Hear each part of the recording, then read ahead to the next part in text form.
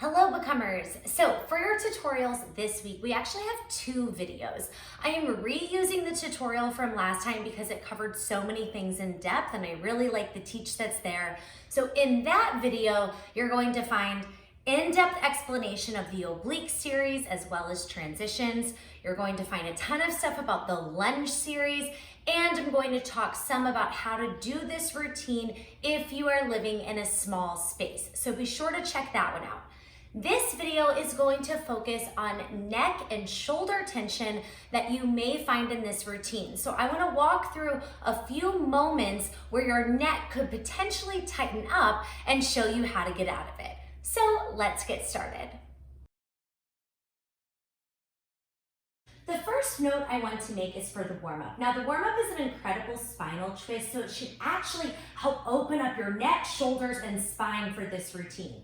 However, when you extend your arms to a T, you want to make sure that your hands are not higher than your shoulders. So if you have your hands up here, when you go to take the twist, look, do you see how close my shoulder is to my ear and my neck, right? I have no space in here, and so it's going to kind of already begin to cramp up the neck when you do this. Instead, you want to bring your hands a little lower. Pull your shoulder blades underneath you so they're plugged and active, right? This is me active, this is me not active. Shoulder blades underneath, we're nice and active.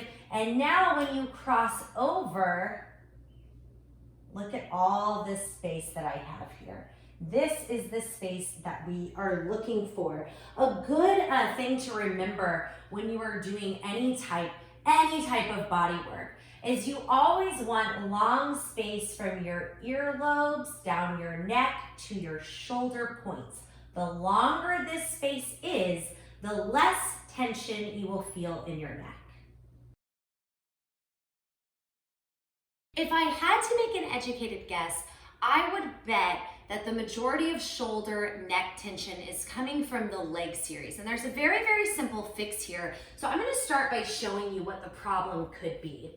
Because we're down on our elbow, okay, that can create a shorter space in the neck shoulder line.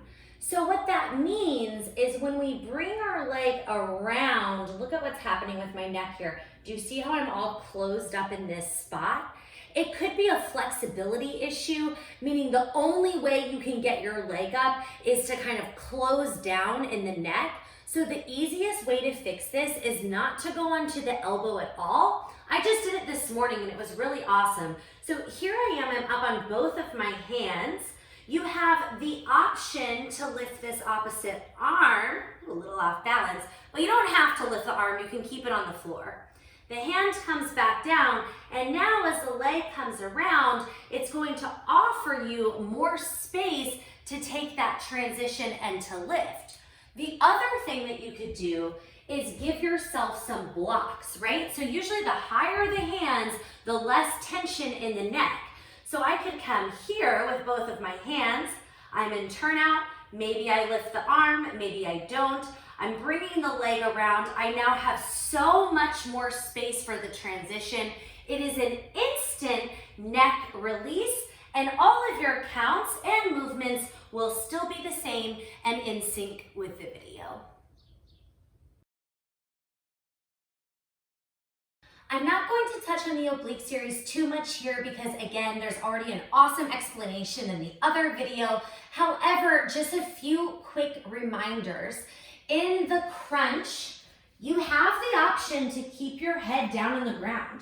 If this is where you're getting neck pain, head down during abdominal work will still give you really, really good core stuff. So feel free to just tap a toe, head staying down on the ground. When you transition, you can have a set of blocks behind you because reminder, I know I just said this, but higher hands always equal less tension on the neck. Be sure the shoulders aren't creeping up to the ears. Roll them down and back, plug the shoulder blades, and always a long line from earlobe to neck to shoulder points. One of the most common mistakes I see when clients lift their arms overhead is that they let their shoulders come with them. Look here, what's wrong with this? There's no space between my earlobe and my shoulder point, right? I've closed this off. This is a sure sign that I'm giving myself neck tension. So watch me correct it. My arms are high, but my shoulders are down. Now the muscle that I had to activate in order to do that is actually my lat muscle. It's the back right here. So the shoulder blades are sliding downward toward the pockets. Now, if you're finding that when you're doing the routine, you cannot get the shoulder blades down, right? Your body hasn't learned that muscle memory, or maybe you have a shoulder injury, I would suggest always keeping your hands lower than your shoulders. So here's an example, lunge series. Boom, boom, cross, side, come to center. The next part, we lift our arms up, then down, then up and around. Instead, you would go bend the elbows, hands up, hands down, then up and around.